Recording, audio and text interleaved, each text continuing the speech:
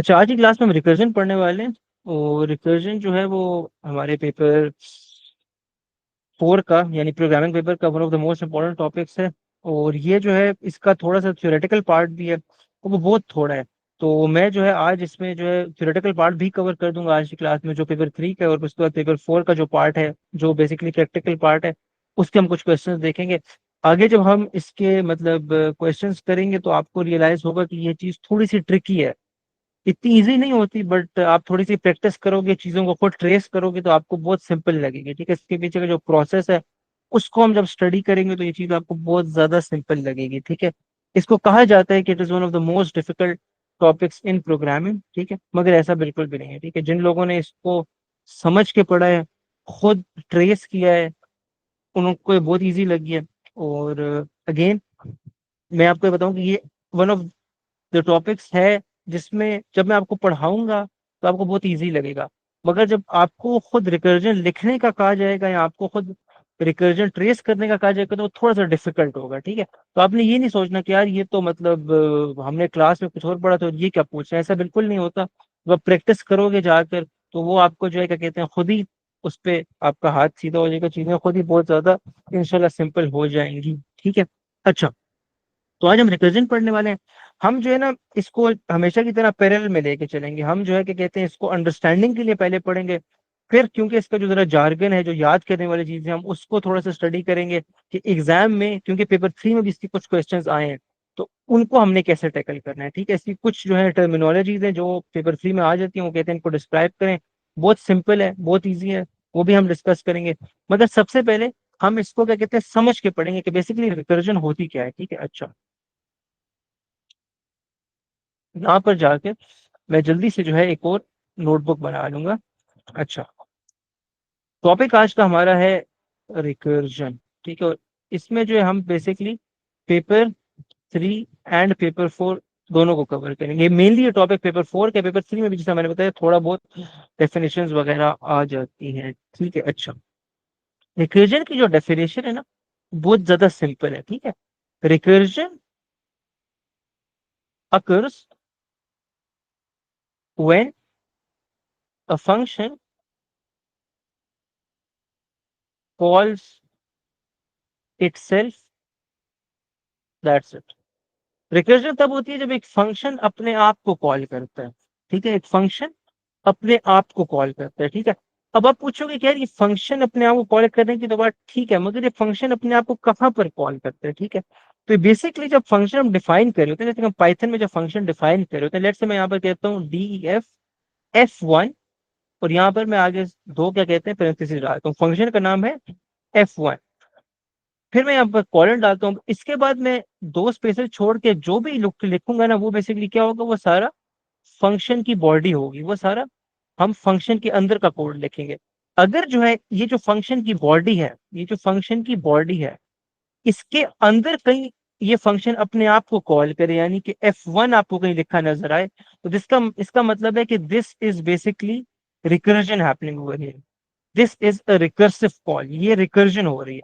यहाँ पर क्या हो रहा है, एक फंक्शन अपने अंदर ही अपने आप को यूज कर रहा है। ठीक है, अपने अंदर ही अपने आप को यूज कर रहा है। ठीक है, अब ये कैसे होता है और इसका क्या सीन होता है और इसकी एग्जांपल्स कैसे होते हैं, वो हम देखने से पहले इसमें जो है हम बेसिकली दो चीजें डिस्कस करेंगे जो हर रिकर्सिव फंक्शन में मौजूद होती हैं। ठीक है, दो ऐसी चीजें हैं जो हर रिकर्सिव फंक्शन में हर बार जब रिकर्जन हो रही हो तो वो मौजूद होती हैं, और अगर वो ना हो तो क्या कहते हैं, रिकर्जन हो ही नहीं सकते। ठीक है। अच्छा, अब देखो था, रिकर्जन उसको कहते हैं जब एक फंक्शन अपने आप को कॉल करे। ठीक है, एक फंक्शन अपने आप को कॉल करे। अब जाहिर सी बात है, एक रिकर्जन होने के लिए एक फंक्शन होना जरूरी है, ऑब्वियसली। फंक्शन नहीं होगा तो रिकर्जन हो ही नहीं सकते। सही है। अच्छा, इसीलिए हम हमेशा फंक्शंस को पहले पढ़ते हैं, उसके बाद हम रिकर्जन पढ़ते हैं। अब देखो था, जब एक फंक्शन होता है ना, फंक्शन फंक्शन उसके अंदर मैंने आपको कहा रिकर्जन होती है, और वो रिकर्जन होने के लिए दो चीजें होना मस्ट है, वो चीजें नहीं होंगी तो रिकर्जन हो ही नहीं सकती। सही है, फॉर रिकर्जन टू एग्जिस्ट, मैं अब लिखता हूँ, for recursion to exist, two things must be present, must be present. Must be present. अगर ये चीजें नहीं हुई तो रिकर्जन हो ही नहीं सकते। वो चीजें क्या है? सबसे पहला है, सबसे पहली जो चीज है उसको हम कहते हैं बेस केस। अब ये बेस केस क्या होता है, ये सब कुछ बहुत इजीली क्लियर हो जाएगा जब हम एग्जांपल देखेंगे, मगर अभी के लिए हम इसकी जल्दी से थोड़ा सा डिफाइन कर लेते हैं बेस केस होता क्या है। बेस केस एक रिकर्सिव फंक्शन का, एक ऐसा फंक्शन जिसके अंदर रिकर्जन हो रही हो, उसका वो वाला केस होता है कि जब ये मीट हो जाए तो रिकर्जन रुक जाती है। ये वो वाला केस होता है एक रिकर्सिव फंक्शन में, जो मीट हो जाए तो क्या होता है, रिकर्जन रुक जाती है। तो इसका मैं कहूंगा this is where recursion stops, this is where recursion stops. अब रिकर्जन जो है वो बेसिकली एक प्रोसेस है, राइट? रिकर्जन एक प्रोसेस है। वो क्या प्रोसेस? जब एक फंक्शन अपने आप को कॉल करता जाता है। अब जाहिर सी बात है फंक्शन कहीं शुरू होगा, कहीं जो है कंटिन्यू होगा और कहीं एंड करेगा। Just like everything, recursion is a process जो कहीं स्टार्ट होता है, फिर डेफिनेटली कंटिन्यू होता है for a period of time and then it comes to an end. So the place where this function, where this process actually comes to an end, that case is called the base case, right? That case is called the base case. So this is where recursion ends, या recursion stops, या recursion finishes, सही है? तो ये वो वाला case होता है जहां पर हम कहते हैं recursion stops, सही है? अच्छा, दूसरी चीज जो होती है उसको हम कहते हैं जर्नल केस। जर्नल केस, सही है? जर्नल केस, ये है जर्नल केस। ये वो वाली जगह है, ये वाला केस है कि जब ये मीट होता है तो रिकर्जन होती है। एक फंक्शन के अंदर दो केसेस होते हैं, बेस केस और जर्नल केस। बेस केस वो होता है जिधर फंक्शन रिकर्जन रुक जाए, जर्नल केस वो होता है जिधर रिकर्जन बेसिकली होती है। You can say where the recursion starts, और if the recursion has already started it is the place where recursion continues. Okay, where recursion continues. So basically this is the place where recursion, this is the place where recursion happens या recursion continues। अब कहा देखो, ये जो मैं आपको सब कुछ पढ़ा रहा हूँ मैं आपको बहुत सिंपल टर्मिनोलॉजीज करके पढ़ा रहा हूँ। ये इसके बाद एंड में वो टर्मिनोलॉजीज भी पढ़ेंगे, मैं आपसे नोट्स भी शेयर करूंगा, वो चीजें भी हम याद करेंगे जो बेसिकली जिसको हम कहते हैं जार्गन है, जो चीजें याद करने वाली है, ठीक है? वो मार्किंग स्कीम से मैं उठाऊंगा, बुक से उठाऊंगा, आपको मैं प्रॉपर नोट्स बना के दूंगा। एग्जाम में डेफिनेशन आती हैं तो आपने वही लिखनी है, मार्क्स के लिए वही लिखनी है। ऑब्वियसली इससे कुछ ज्यादा डिफरेंट नहीं होगी, बेसिकली वो यही बात कर रहे होंगे मगर डिफरेंट वर्ड्स में कर रहे होंगे। क्या कर रहे होंगे? यही बात जो हम यहाँ पर कर रहे हैं, एग्जाम में भी वही बात लेके आनी, बस वर्ड्स थोड़े से डिफरेंट लेके आने, और वर्ड्स आपने एग्जामिनर में लेके आने, ठीक है?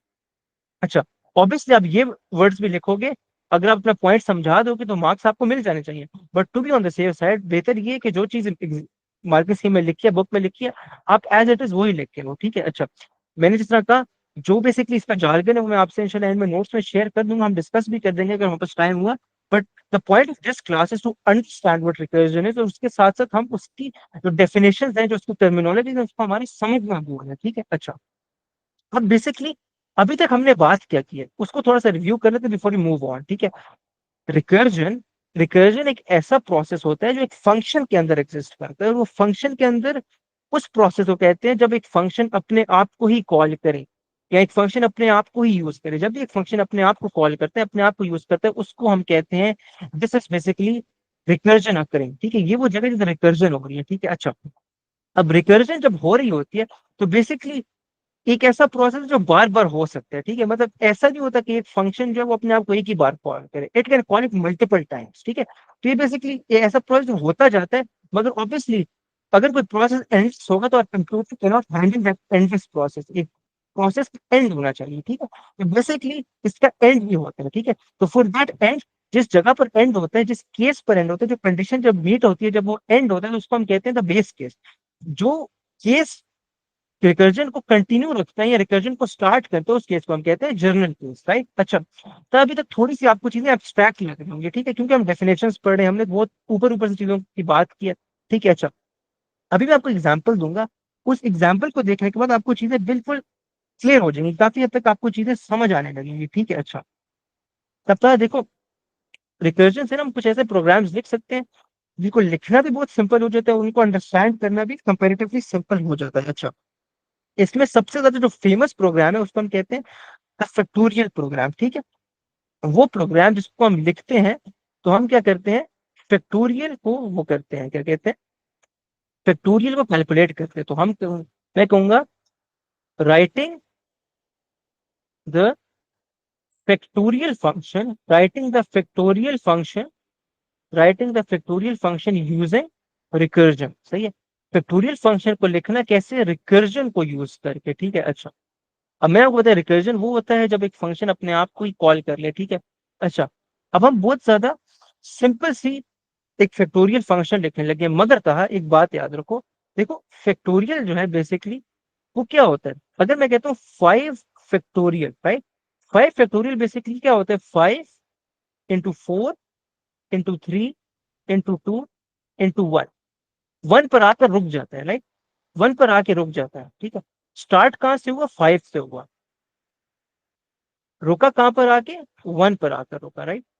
अगर इसी तरह लेट से 10 फैक्टोरियल होता तो हम क्या करते, 10 × 9 × 8 मल्टीप्लाई बाय जाते जाते जाते multiply by 3 multiply by 2 multiply by 1, ये जो मैंने डॉट्स डाले इसमें बेसिकली 7, 6, 5 और 4 कवर हुआ है। ठीक है, अच्छा स्टार्ट कहां पर हुए, 10 पर हुआ। ठीक है, एंड कहां पर हुआ, एंड जो हुआ 1 पर हुआ, राइट।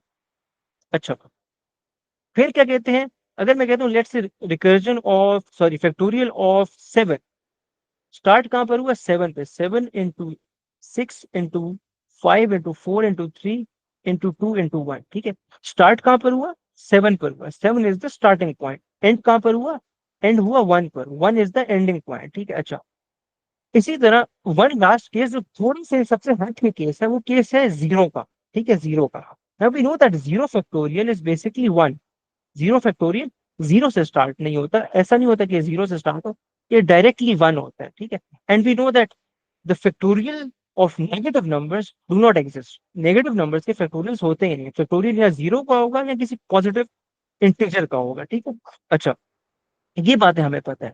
अब था एक बात याद रखो, फैक्टोरियल स्टार्ट कहां से हो रहा है, स्टार्ट इस वैल्यू से हो रहा है। ठीक है, और एंड कहां पर हो रहा है, एंड 1 पर हो रहा है, कहां पर हो रहा है, 5 से स्टार्ट हो रहा है, 1 पे एंड हो रहा है। ये 10 है, 10 से स्टार्ट हो रहा है, 1 पे एंड हो रहा है। ये 7 है, 7 से स्टार्ट हो रहा है, 1 पे एंड हो रहा है। ठीक है, ये बात आपने अपने माइंड में रखनी है। इस माइंड को इसको देखते देखते हम जो अपना रिकर्सिव फंक्शन लिखेंगे उसका जर्नल केस भी डिफाइन करेंगे, और हम उसका क्या डिफाइन करेंगे, हम उसका बेस केस भी डिफाइन करेंगे। अच्छा मैं इसको पहले यहाँ पर लिखता हूँ। ठीक है, यहाँ पर मैं इसको लिखता हूँ, और फिर हम इसको जाके उसमें भी लिखेंगे, कहाँ पर, अपनी पाइथन आईडीई में जाकर भी लिखेंगे। अच्छा अब यहाँ पर मैं बेसिकली क्या करूंगा, पाइथन के अंदर एक रिकर्सिव फंक्शन लिखूंगा फैक्टोरियल के लिए, तो मैं यहाँ पर कहूंगा DEF for defining the function, फिर फंक्शन का नाम FACTORIAL फैक्टोरियल। अच्छा फिर मैं ब्रैकेट्स डालूंगा, ब्रैकेट्स के अंदर मैं डेफिनेटली एक नंबर लिखूंगा, वो नंबर जिसका हम फैक्टोरियल कैलकुलेट करेंगे, तो मैं n लिख दूंगा। एन कौन सा नंबर है, एन वो वाला नंबर है जिसका हमने फैक्टोरियल कैलकुलेट करना है। ठीक है, यानी कि इस केस में एन जो है वो 5 है, इस केस में एन 5 है, इस केस में 10 है, इस केस में 7 है, इस केस में 0 है, राइट। ये जो बेसिकली वैल्यू है मेरे पास एन की वैल्यू है। अच्छा अब बेसिकली मैंने क्या करना है, मैंने रिकर्सिव फंक्शन लिखना है। अब था देखो रिकर्सिव, उसमें हमारे पास क्या होते हैं, दो केसेस होते हैं, मैंने क्या बताया, हमारे पास दो केसेस होते हैं, एक वो जब रिकर्जन रुक जाती है, दूसरा वो जब रिकर्जन कंटिन्यू रहती है या स्टार्ट होती है।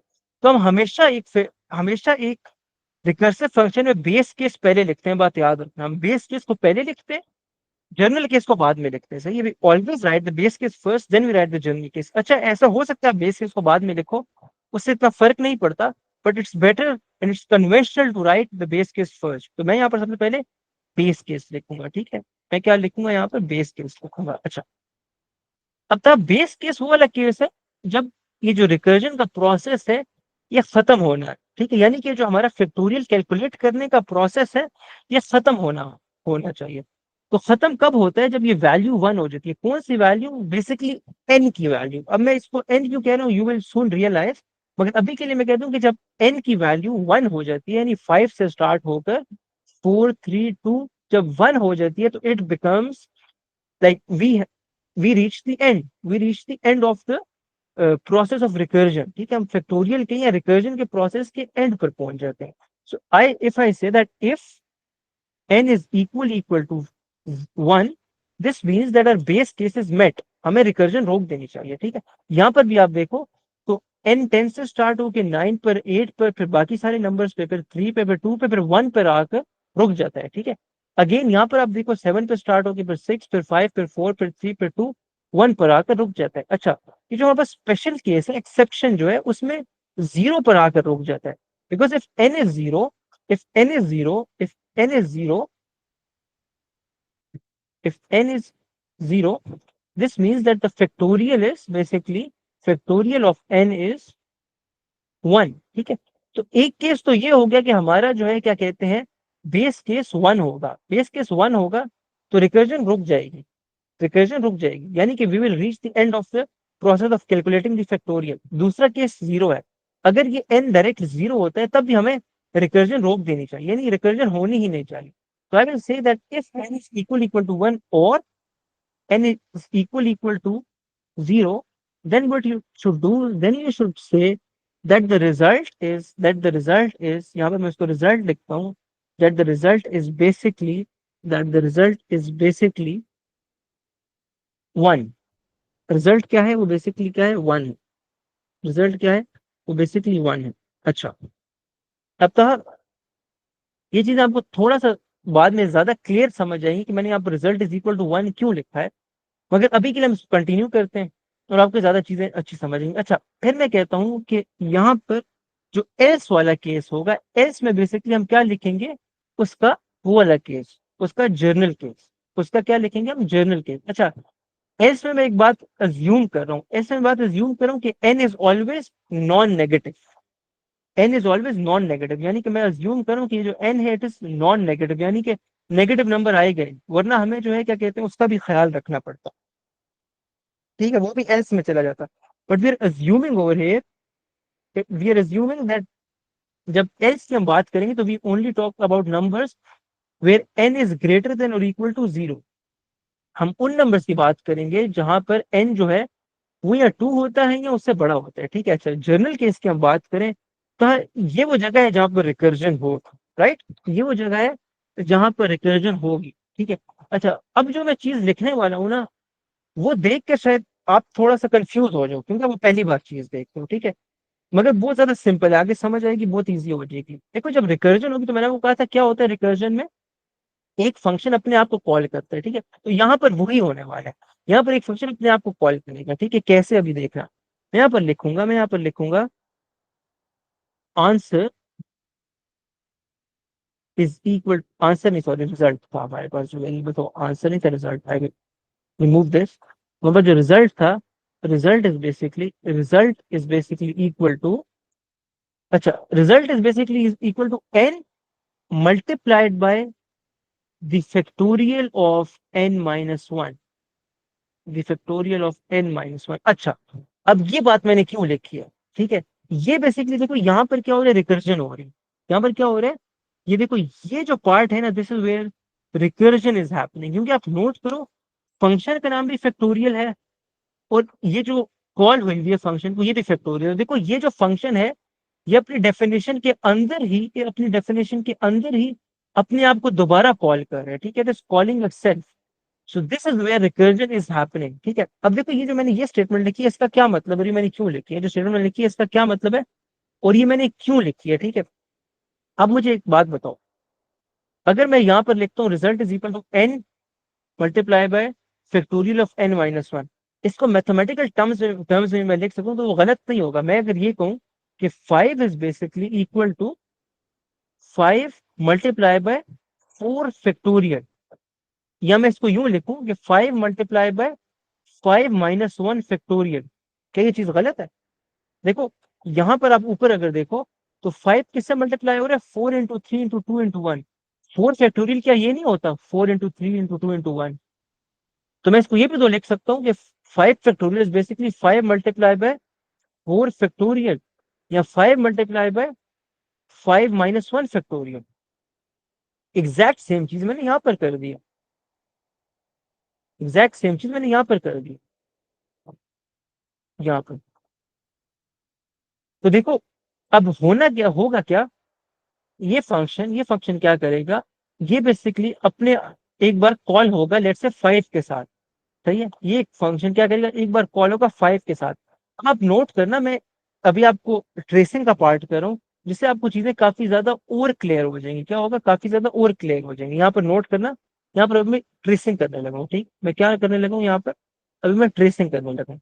ट्रेसिंग आप देखोगे तो आपको चीजें और ज्यादा क्लियर हो जाएंगी। ठीक है, उसके बाद मैं आपके क्वेश्चन दूंगा अगर आपको क्वेश्चन है, कोई कंफ्यूजन है। ठीक है, अच्छा देखो ताहत, मैंने ये फंक्शन बना दिया, मैंने एक फंक्शन बना दिया, फिर मैं यहाँ पर कहता हूँ फैक्टोरियल, ये लेट से मैं मेन फंक्शन के अंदर हूँ, ये मेन फंक्शन के अंदर हूँ मैं, और यहाँ पर मैंने क्या फैक्टोरियल 5 को मैंने कॉल किया है। ठीक है, फैक्टोरियल 5 को मैंने कॉल किया है। जब मैं फैक्टोरियल 5 को कॉल करूंगा तो क्या होगा, ये ये फंक्शन कॉल हो जाएगा, राइट, ये फंक्शन कॉल हो जाएगा। तो क्या हो जाएगा यहाँ पर, what I have done is I have called factorial 5। तो मैंने क्या किया, फैक्टोरियल 5 को कॉल किया। तो हो गया क्या, यहाँ पर फंक्शन के अंदर, इस फंक्शन के अंदर n5 हो जाएगा। ठीक है, अब मैं यहाँ पर ट्रेसिंग कर हूँ आपको समझाने के लिए। ठीक है, n5 हो जाएगा। सबसे पहले ये बेस केस चेक होगा। ठीक है, n5 हुआ, यहाँ पर क्या होगा, चेक द बेस केस, आप बेस केस चेक करोगे। ठीक है, क्या 5 है 1 के इक्वल, नहीं। क्या 5 है 0 के इक्वल, नहीं। अच्छा, आप फिर उसके बाद जर्नल केस चेक करो। फिर हमने क्या करना है, check the general case. General case हो गया है जहाँ पर रिकर्जन होती है। अच्छा, उस पर जाएंगे तो देखो यहाँ पर हम क्या करेंगे, result is basically equal to what, it is equal to N. N क्या है, 5 है। 5 मल्टीप्लाई इस किससे हो रहा है, फैक्टोरियल 5 - 1 से, यानी फैक्टोरियल 4 से। फैक्टोरियल 5 - 1 लिखा जाए या फैक्टोरियल 4 लिखा जाए, it is the same thing. तो अब नोट करो कि हमें फैक्टोरियल 5 की वैल्यू ढूंढने के लिए सबसे पहले फैक्टोरियल 5 - 1 की वैल्यू ढूंढनी पड़ी। दिस इज, देखो ये रिकर्जन हो रही है कि एक फंक्शन कॉल किया, उसके अभी तक वैल्यू नहीं आई, उसकी वैल्यू फाइंड करने के लिए हमें एक और फंक्शन को कॉल करना पड़ेगा, उस फंक्शन की वैल्यू पहले ढूंढनी पड़ेगी। ठीक है, इसी तरह हम करते जाएंगे जब तक बेस केस नहीं मेट हो जाता। ठीक है, दोबारा मैं रिपीट करता हूँ ये बात को, एक फंक्शन को मैंने कॉल किया एक स्पेसिफिक वैल्यू के साथ। ठीक है, मैंने क्या किया, मैंने 5 के साथ कॉल किया फैक्टोरियल को। अब उस फंक्शन की वैल्यू निकालने के लिए, उसकी रिटर्न वैल्यू निकालने के लिए, we have to actually get what, we have to get the call of another function, the result that will come from the calling another function। ठीक है, अच्छा तो बिफोर आई कंटिन्यू, यहाँ पर देखो ये फंक्शन कुछ रिटर्न भी करेगा।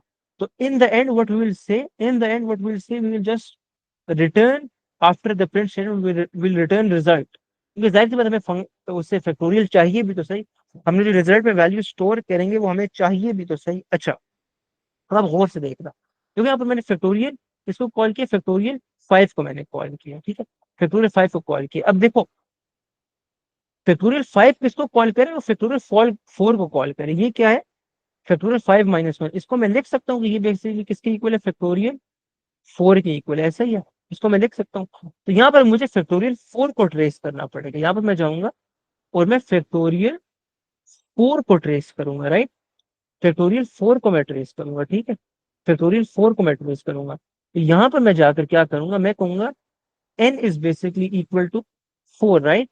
Is 4 equal to 1, no. और इज 4 इक्वल टू 0, नो। तो हम बेस केस में जाएंगे नहीं, मतलब हम रिजल्ट को 1 नहीं बनाएंगे, यहाँ पर हम नहीं जाएंगे। ठीक है, क्योंकि ये इफ की कंडीशन ही मेट नहीं हो, हम एल्स में जाएंगे। जो हमारे पास क्या है, बेसिकली क्या है, वो हमारे पास जर्नल केस है। So now we have to check the general case. जब हम जर्नल केस को चेक करेंगे, so basically it is saying that result is basically equal to N. N इस बार क्या था, 4 था, राइट, पिछली बार 5 था, अब 4 हो चुका है। Multiplied by what, multiplied by the factorial of 4 - 1। 4 - 1 वो क्या होगा, 3। देखो हम एक बार नीचे आते जा रहे हैं, अब अगली बार में n की वैल्यू 3 होगी, फिर 2 होगी, फिर जब 1 हो जाएगी तो हम बेस केस को मीट करके वापस जाएंगे ऊपर, वापस हम फैक्टोरियल 5 तक जाएंगे। अभी हम नीचे आ रहे हैं, फैक्टोरियल 5 से शुरू किया, हम 4 पे जा रहे हैं, फिर 3 पे, फिर 2 पे, फिर 1 पे। फिर जब 1 पे हम रिटर्न वैल्यू ले लेंगे तो हम वापस 5 तक ऊपर जाएंगे, और जो मेन फंक्शन में फैक्टोरियल 5 कॉल किया तो उसको उसकी वैल्यू वापस रिटर्न कर देंगे। ठीक है, अच्छा अब देखो वो मुझे कह रहे हैं कि यार अगर आपको फैक्टोरियल 4 की वैल्यू चाहिए तो उसके लिए आप पहले फैक्टोरियल 3 की वैल्यू निकाल के लाओ। ठीक है, तो मैं फैक्टोरियल 3 के लिए कॉल बनाता हूँ। यहाँ पर मैं फैक्टोरियल 3 की कॉल को ट्रेस करूंगा, तो मैं लिखूंगा factorial of 3, right, factorial of 3। यहाँ पर फैक्टोरियल ऑफ 3 जब मैं लिखूंगा तो n की वैल्यू क्या होगी, 3 होगी, because n is basically equal to 3, right.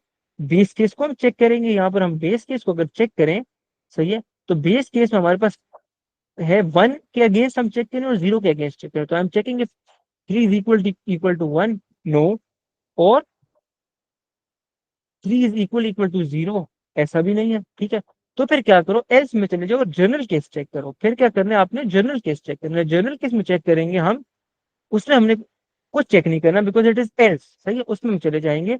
वहां पर हम रिजल्ट क्या करेंगे, result is basically equal to N, N क्या है, 3 है, multiplied by what, the factorial of 3 minus 1, the factorial of 3 minus 1 वो क्या हो जाएगा, 2 हो जाएगा, 3 माइनस 1 2 हो जाएगा। देखो वो क्या कह रहे हैं, फैक्टोरियल 3 कह रहे हैं कि अगर मेरी वैल्यू चाहिए तो first we have to get the value of factorial 2, right.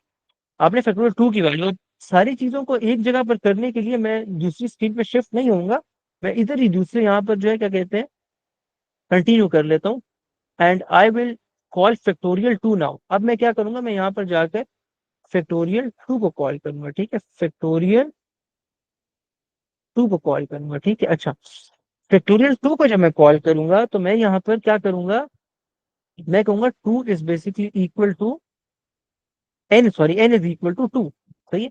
Factorial में अब एन की वैल्यू क्या हो गई है, 2 हो गई है, ठीक है। देखो अब जब भी फैक्टोरियल कॉल करें हम उसकी डेफिनेशन एक ही वाली यूज करें, जो हमने फंक्शन को डिफाइन किया था वही वाली यूज करें, और हमेशा ऐसा ही होता है, ठीक है। अच्छा, अब मैं यहाँ पर जाएगा, if n is equal to, sorry, if नहीं, बेस केस को मैं चेक करूंगा। यहाँ पर जब मैं बेस केस चेक करूंगा तो मैं कहूंगा n is equal to, sorry, 2 is equal to 1। क्या 2 1 की इक्वल है, नहीं, 2 1 की इक्वल नहीं है। और 2 इज इक्वल टू 0, क्या 2 0 के इक्वल है, नहीं, ऐसा भी नहीं है, ठीक है।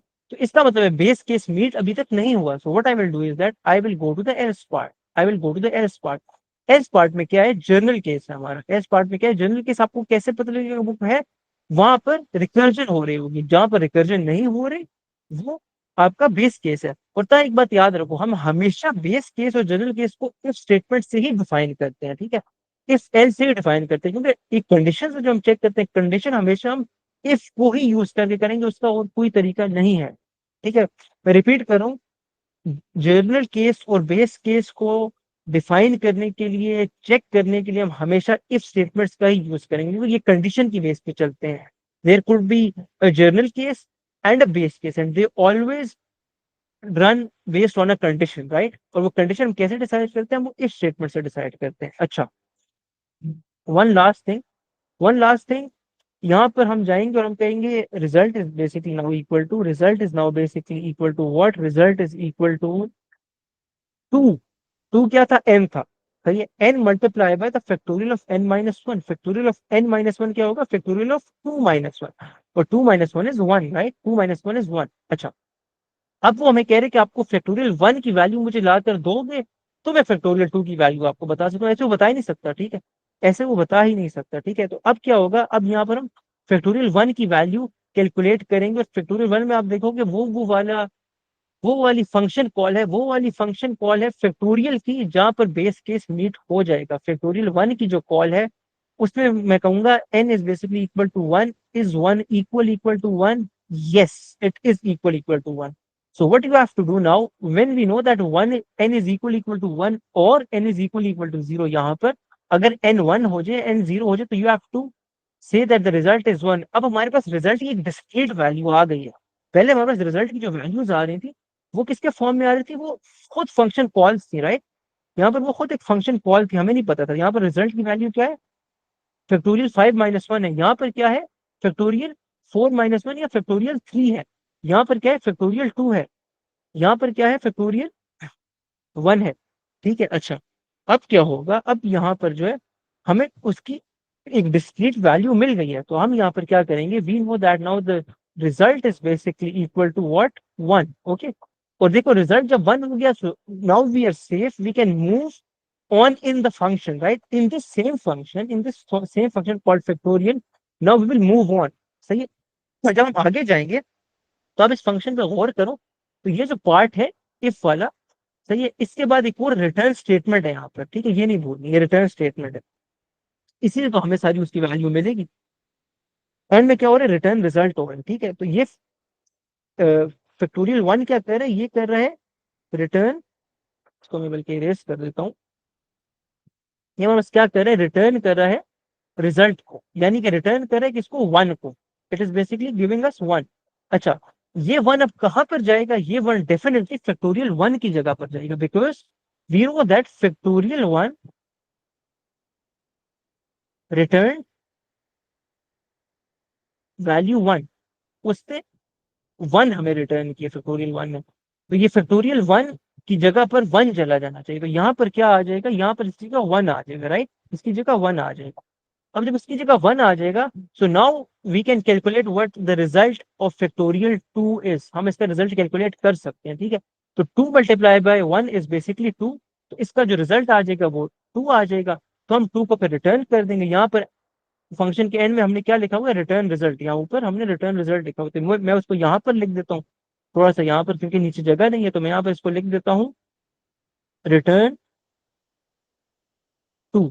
रिटर्न 2 क्या हो रहा है, हमें यहाँ पर पता लग रहा है कि फैक्टोरियल 2 जो है वो क्या रिटर्न कर रहा है, it returns 2, factorial 2 returns 2, right. अच्छा, फैक्टोरियल 2 2 दे रहा है, हमने इसको यूज कहां पर करना है, हमने वापस फैक्टोरियल 3 के अंदर चले जाना है, क्योंकि उसी ने तो फैक्टोरियल 2 को कॉल किया था, तो हम वापस यहाँ पर आ जाएंगे, ठीक है।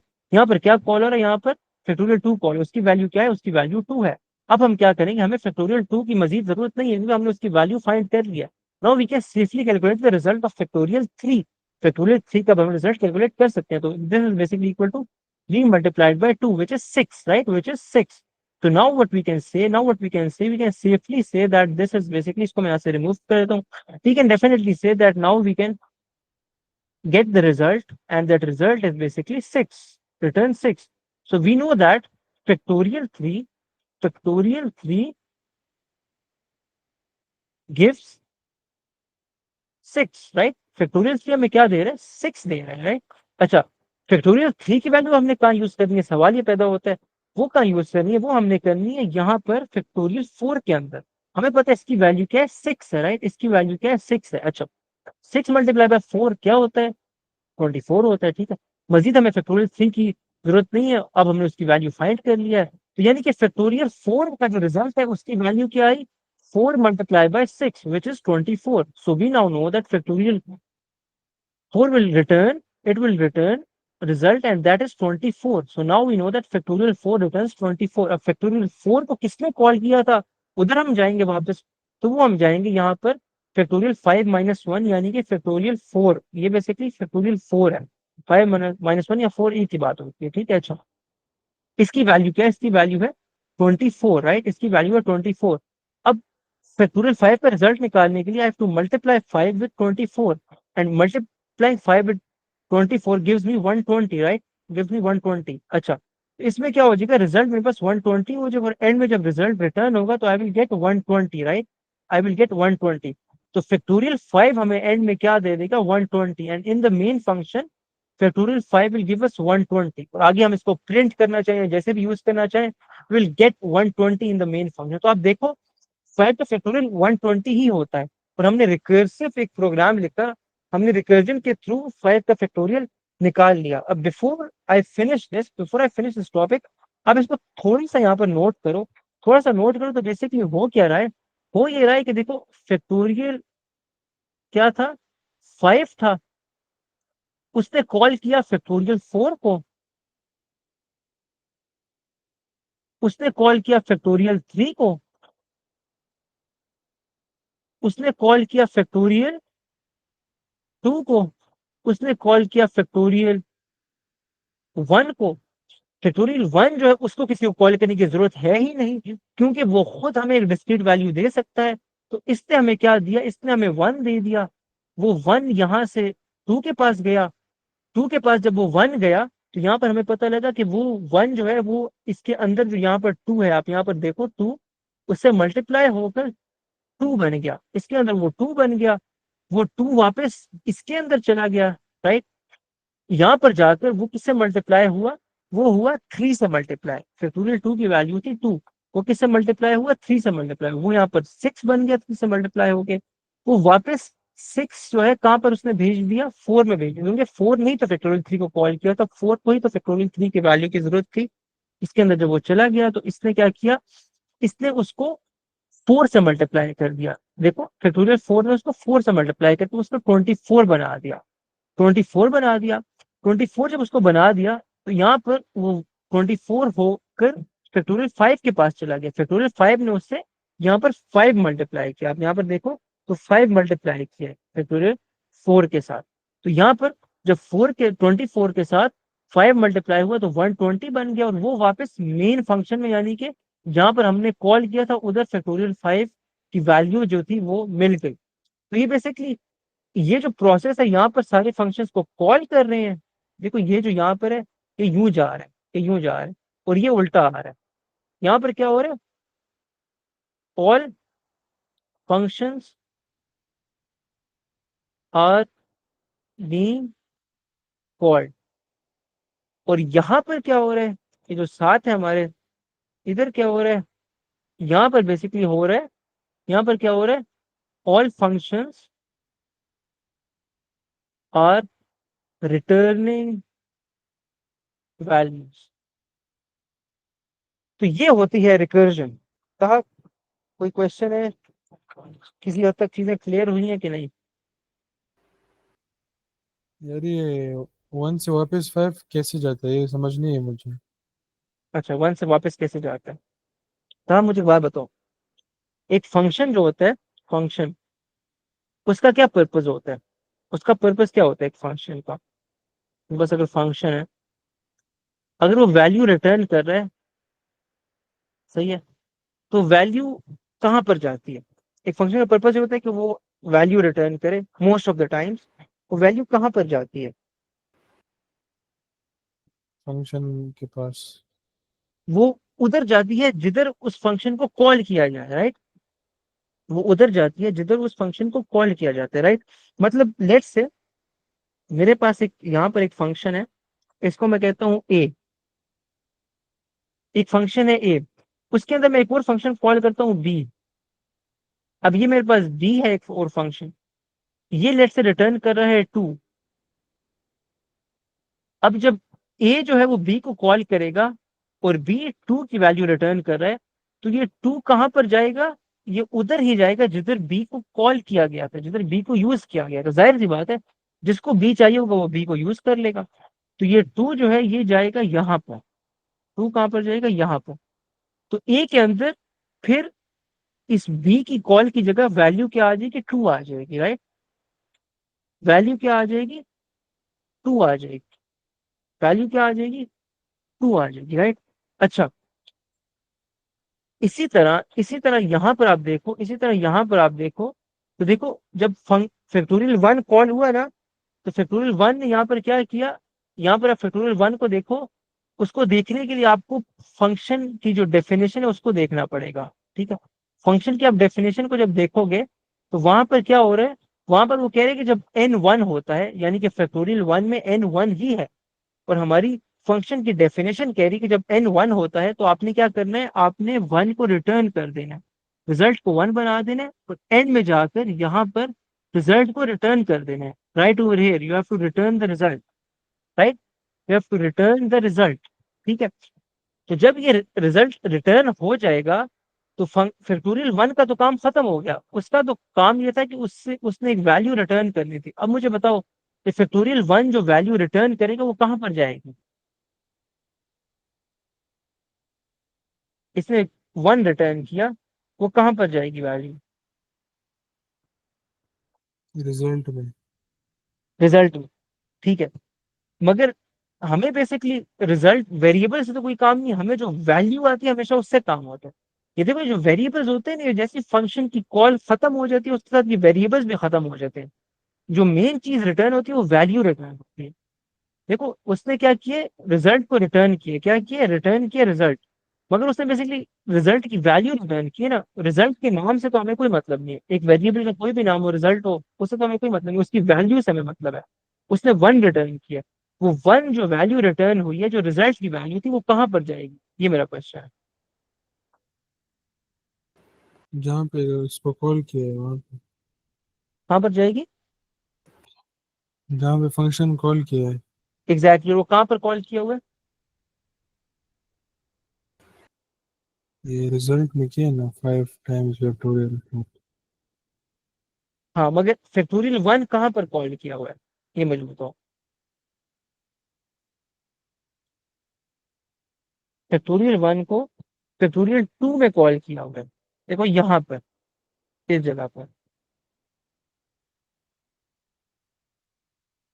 कहाँ पर कॉल किया हुआ है? फैक्टोरियल 2 को यहाँ पर कॉल किया हुआ है। फैक्टोरियल 1 ने वैल्यू रिटर्न की 1, सही है, वो वैल्यू रिजल्ट में स्टोर हुई थी, मगर हमारा काम वैल्यू से, उसने 1 रिटर्न किया। 1 कहाँ पर जाएगा? वो यहाँ पर जाएगा, जहां पर उसको कॉल किया जा रहा था। और होगा क्या कि फैक्टोरियल 1 की जो कॉल थी, ये जो यहाँ पर फंक्शन कॉल, तो इसको खत्म कर देगा प्रोग्राम, और इसकी जगह 1 लिख देगा, इसकी जगह 1 लिख देगा, क्योंकि इसकी रिजल्ट रिटर्न वैल्यू भी तो 1 थी। हम एक फंक्शन को कॉल इसलिए करते हैं कि हम उसे वैल्यू रिटर्न कर सके। जब वैल्यू रिटर्न होती है तो उस फंक्शन कॉल का तो काम खत्म हो गया। हम एक फंक्शन को इसीलिए कॉल कर रहे हैं ताकि हम उसे वैल्यू रिटर्न कर सके मोस्ट ऑफ द टाइम। जब उसने एक वैल्यू रिटर्न कर दी तो उसकी कॉल का काम तो खत्म हो गया, उसका काम तो खत्म हो गया, हमें तो अब उसकी वैल्यू से मतलब है। तो वो वैल्यू यहाँ पर आ जाती है। वैल्यू यहाँ पर आकर जाहिर सी बात है, आगे किसी चीज से मल्टीप्लाई हो रही है, 2 से मल्टीप्लाई हो रही है, यहाँ पर किसी चीज से वो मल्टीप्लाई हो रही है, यहाँ पर वो किससे मल्टीप्लाई हो रही है? 2 से मल्टीप्लाई हो रही है। तो 2 और 1 मल्टीप्लाई हो जाएंगे आपस में, और क्या आ जाएगा? रिजल्ट 2 हो जाएगा। अब ये जो रिजल्ट है ना, ये इसको इस वाले रिजल्ट से कंफ्यूज नहीं करना। ये जो ये फैक्टोरियल 1 का रिजल्ट है, ये फैक्टोरियल 2 का रिजल्ट है। ये हर फंक्शन के पास अपने अपने वेरिएबल्स हैं, नाम उनका सेम रहेगा, मगर हर फंक्शन कॉल के पास अपने अपने वेरिएबल्स हैं। फैक्टोरियल 1 के वेरिएबल्स अपने हैं, फैक्टोरियल 2 के अपने अलग अलग हैं। नाम उनके डेफिनेटली सेम होंगे, मगर वो फैक्टोरियल उनके जो वैल्यूज है, वो जो वेरिएबल्स है, वो अलग अलग होंगे, वो एक दूसरे को नहीं जानते। तो यहाँ पर क्या हुआ है, यहाँ पर 1 जो है वो 2 से मल्टीप्लाई होगा। जब वो 1 और 2 से मल्टीप्लाई होगा, उससे वैल्यू 2 आ जाएगी। अब ये 2 किसका रिजल्ट था? ये फैक्टोरियल 2 ही रिटर्न कर रहा था, राइट? ये किसके रिजल्ट में स्टोर हुआ? फैक्टोरियल 2 के रिजल्ट में। और एंड में रिजल्ट निकाल हो रहा है। अब रिजल्ट तो हमारे काम ही, हमें हमारे तो उसकी वैल्यू से, उसकी वैल्यू 2 है। ये कहाँ पर जाएगी? ये जाएगी अंदर फैक्टोरियल 3 में। कहाँ जाएगी? यहाँ पर फैक्टोरियल 3 में। फैक्टोरियल 3 में कौन सी जगह पर? जहां पर फैक्टोरियल 2 को कॉल किया गया था, जहां पर कहा गया था कि we need the value of factorial 2। Now we have got the value of factorial 2, right? So what we do is that we will just remove this. अब हमें फैक्टोरियल 2 से कोई काम नहीं। We need the value of factorial 2 which is 2। तो इसकी जगह 2 आ जाएगा। यहाँ पर क्या लिखा आएगा? यहाँ पर लिखा आएगा result is basically equal to 3 multiply by 2। इस 2 की जगह पहले फैक्टोरियल 2 था, उसने अपनी वैल्यू रिटर्न कर दी। अब ये हो गया 3 multiply by 2, 3 multiply by 2 is basically what? 6, right? तो ये क्या हुआ? 6 किस में स्टोर हुआ? रिजल्ट में। किसका रिजल्ट? फैक्टोरियल 3 का रिजल्ट, राइट? अब वो रिटर्न होगा। जब वो रिटर्न होगा तो बेसिकली हमें रिजल्ट से तो कोई मतलब नहीं, हम उसकी वैल्यू से मतलब है। वो रिटर्न होके जाएगा कहाँ पर? इधर जाएगा जिधर फैक्टोरियल 3 को कॉल किया जा रहा है। कहाँ जाएगा?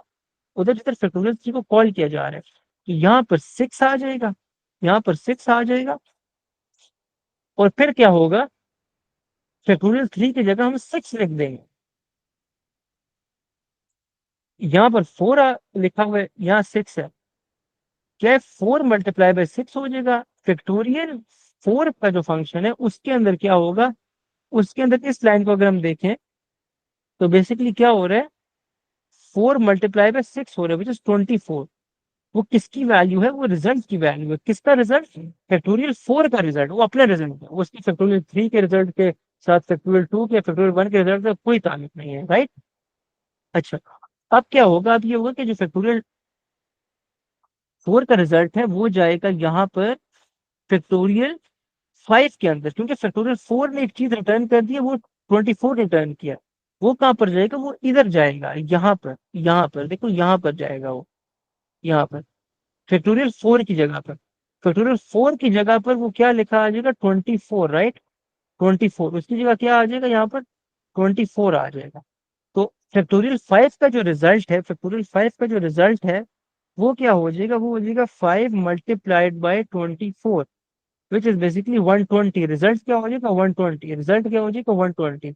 अब फैक्टोरियल 5 को भी तो हम कहीं कॉल कर रहे हैं ना, हम जहां पर इसको कॉल करेंगे वहां पर इसकी जगह जाकर 120 आ जाएगा, इसकी जगह क्या आ जाएगा 120 आ जाएगा।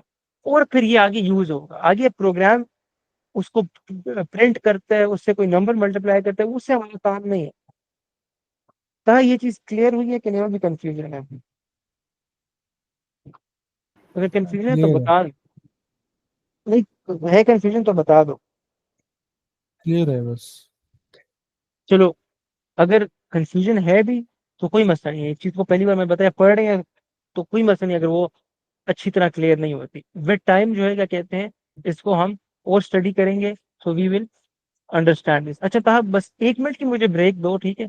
उसके बाद इसको प्रोग्राम में लिखते हैं, इसका रिजल्ट देखते हैं, उसके बाद एक और जो है रिकर्सिव केस डिस्कस करते हैं, एक और एग्जाम्पल डिस्कस करते हैं, ठीक है? सही है, 1 मिनट बस मुझे देना। अच्छा। ठीक है।